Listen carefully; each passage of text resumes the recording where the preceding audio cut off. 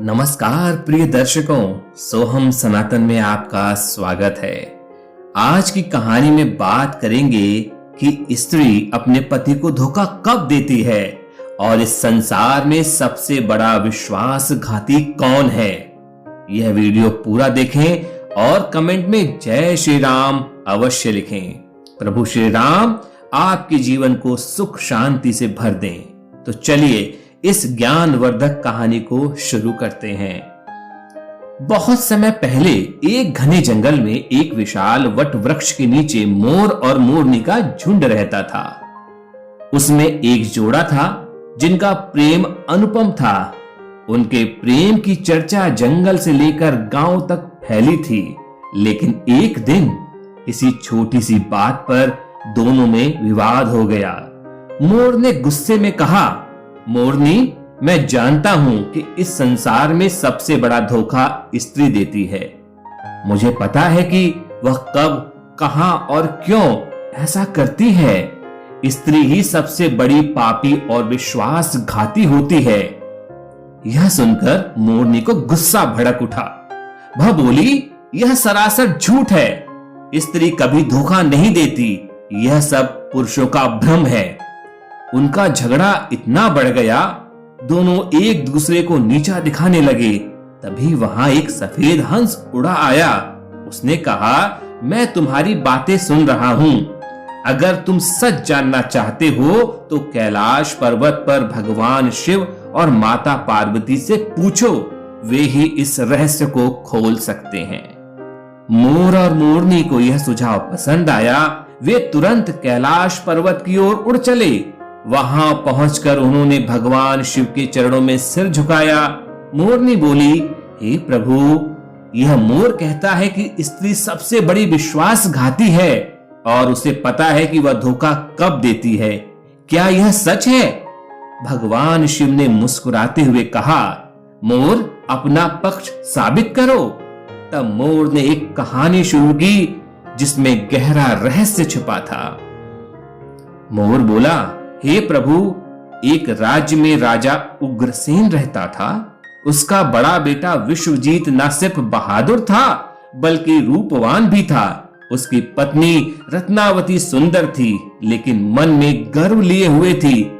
एक दिन राजा ने किसी गलतफहमी के चलते विश्वजीत को राज्य से निकाल दिया। विश्वजीत उदास होकर अपने महल लौटा। रत्नावती ने पूछा, स्वामी, आप इतने परेशान क्यों हैं? विश्वजीत ने सारी बात बताई। रत्नावती बोली, मैं आपके बिना नहीं रह सकती। मैं जंगल में भी आपके साथ चलूंगी। विश्वजीत ने मना किया, जंगल में कठिनाइयां हैं, तुम महलों की रानी हो। लेकिन रत्नावती नहीं मानी। दोनों जंगल की ओर चल पड़े। एक दिन एक बरगद के पेड़ के नीचे विश्राम करते हुए एक सांप ने रत्नावती को काट लिया। वह मर गई। विश्वजीत रोने लगा और अपनी पत्नी के साथ मरने का फैसला किया। तभी एक संत प्रकट हुए। उन्होंने कहा, अगर तुम अपनी आधी आयु दान दो तो वह जीवित हो सकती है। विश्वजीत ने अपनी 20 साल की आयु दान दी। रत्नावती जीवित हो गई। संत ने चेताया, यह बात उससे छुपाना। अगर भविष्य में उसे जरूरत ना पड़े तो संकल्प वापस ले सकते हो, पर उसे कभी मत बताना।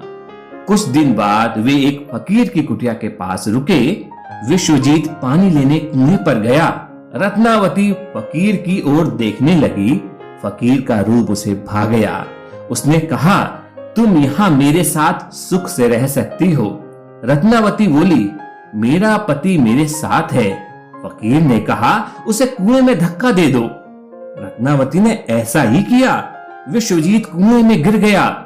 रत्नावती फकीर के साथ चली गई, लेकिन कुएं में एक जंजीर लटक रही थी। विश्वजीत ने उसे पकड़ लिया। बंजारों ने उसे बचा लिया। रत्नावती फकीर के साथ नित्यांगना बन गई। उसकी प्रसिद्धि फैल गई। फकीर धनवान हो गया। लेकिन यहाँ कहानी में ट्विस्ट आता है।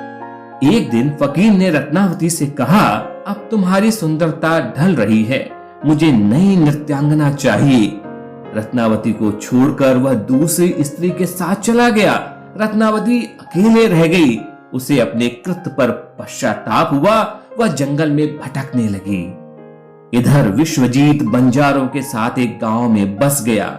उसने मेहनत की और एक छोटा सा व्यापार शुरू किया। एक दिन जंगल में भटकते हुए रत्नावती उसी गांव में पहुंची। उसने विश्वजीत को देखा। वह उसके पास गई और रोते हुए बोली, मुझे माफ कर दो, मैंने तुम्हें धोखा दिया। विश्वजीत ने कहा, तुमने मुझे कुएं में धक्का दिया था, फिर भी मैं जीवित हूं, लेकिन सच बताओ क्या हुआ? रत्नावती ने सब सच बता दिया। विश्वजीत ने कहा, मैंने तुम्हें अपनी आयु दान दी थी। संत ने कहा था, अगर तुम्हारी जरूरत ना रही तो संकल्प वापस ले सकता हूं। क्या अब भी तुम्हें जीवित रहना चाहिए? रत्नावती चौंक गई। उसने कहा, मैं पश्चाताप कर रही हूं, मुझे एक मौका दो।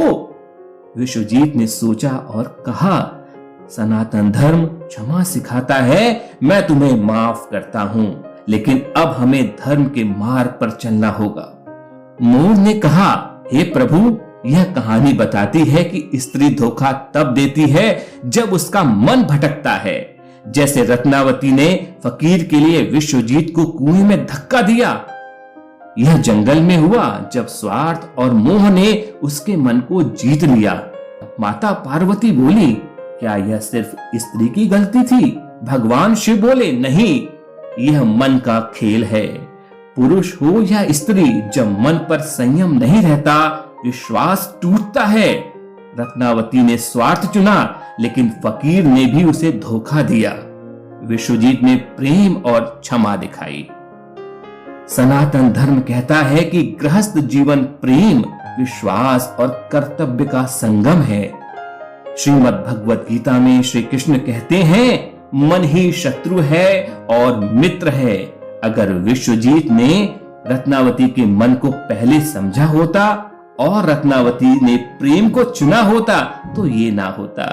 धोखा ना स्त्री देती है ना पुरुष, यह मन की कमजोरी से जन्म लेता है।